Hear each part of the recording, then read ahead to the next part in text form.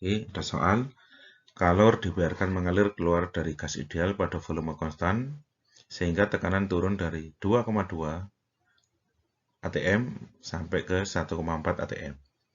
Kemudian gas memuai pada tekanan konstan dari volume 6,8 hingga sampai ke 9,3 liter, di mana suhu akhir mencapai nilai awalnya. Ingat ya, suhu akhir mencapai nilai awal berarti T awal sama dengan T akhir.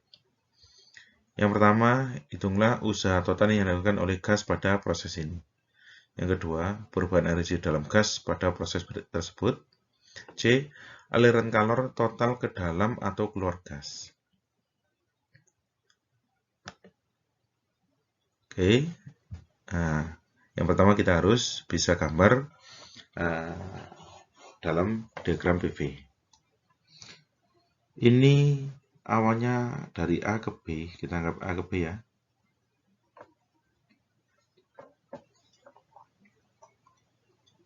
Dari A ke B ini 2,2 menjadi 1,4.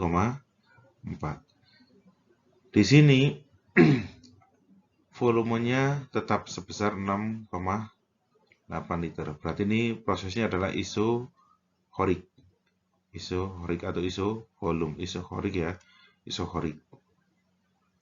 Dari B ke C itu ternyata dia gasnya memuai. Volumenya berubah dari 6,8 menjadi 9,3. Dari B ke C ini adalah karena dia tekanan sama berarti isobarik. Isobarik. Oke, kita lanjutkan ya. Usaha itu adalah P kalikan delta V. Usaha dari A ke B itu adalah P kalikan delta V.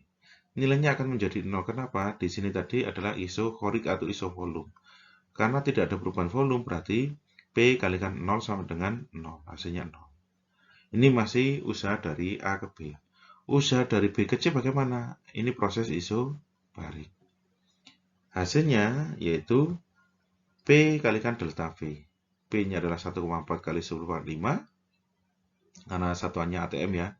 ATM itu adalah 1 kali 10⁻5 atau 1,013 kali 10⁻5. Delta V-nya berarti akhirnya 9,3, awalnya adalah 6,8.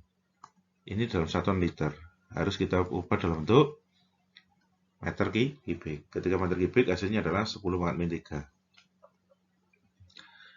Nah, W totalnya dari A ke C, yaitu A, B, dan C, itu berarti usahanya adalah WAB ditambah WBC. Sehingga ketemu 3,5 kali 10⁻2 Joule. Yang berikutnya adalah perubahan energi dalam gas adalah 0. Kenapa perubahan energinya sama dengan 0? Delta U itu sama dengan 3/2 nRT. Atau nR delta T ya, di sini. Ketika ini tidak ada perubahan suhu, tidak ada perubahan suhu ya.